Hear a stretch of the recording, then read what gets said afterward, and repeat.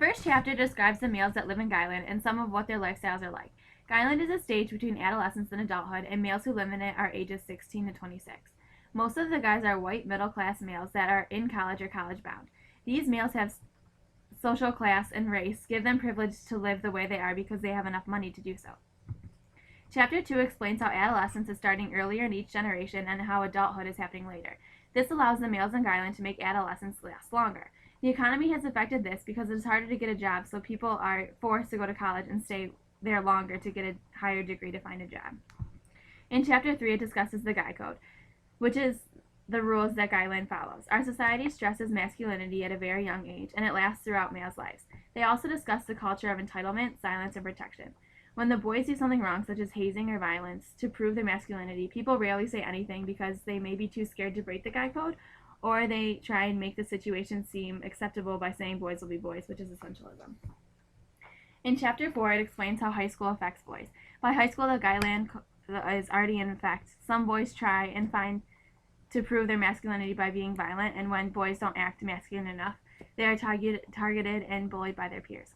In the book, it talks about a boy who was bullied and tortured in his school because he was a homosexual. In class, we watched a documentary on this same particular story, and in our lecture, we had talked about compulsory heterosexuality. Boys are also starting to haze in high school to get on a sports team or even types of clubs. Chapter 5 talks about how our culture has no set time when a boy becomes a real adult. Because of this, boys are initiated into Guyland and adulthood by other peers who are not even adults themselves. Initiation then consists of binge drinking and hazing. These things are accepted by people because in a way it seemed as tradition. Peers put up with the hazing and even engage in it because to some it is cool and normal. Chapter 6 describes why most men are obsessed with sports. It is a way for men to bond with other men of all races and to break away from women. In the book, Kimmel describes sports as being sexist, not racist. It is a way of communication that does not involve feelings, but contrary to that, showing emotion about sports is acceptable in our society.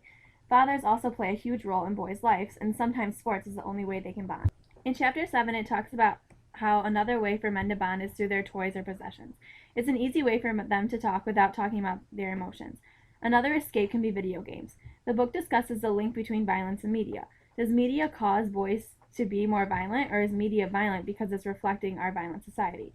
It also talks about the 3 R's: relaxation, revenge, and restoration.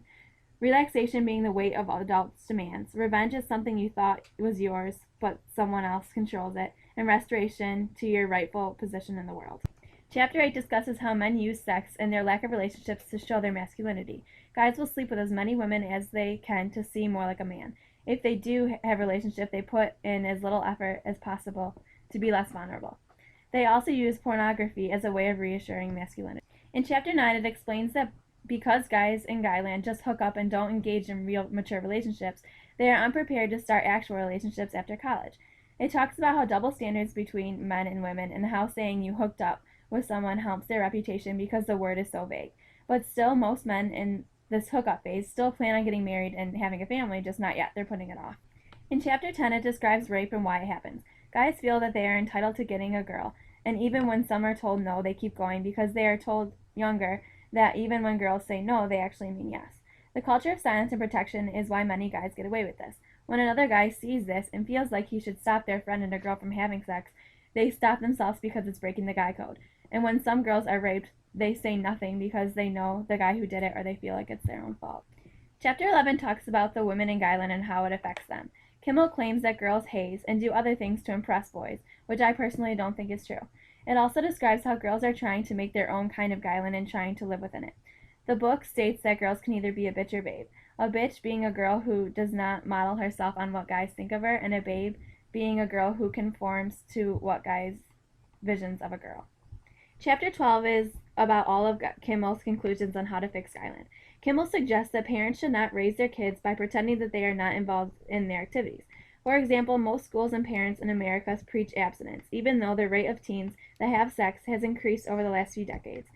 People in our society should not turn their heads or blame the males in Guyland's act of violence on them for just being boys.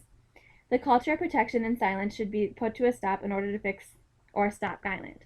People need to be courageous and stand up for what they see as wrong.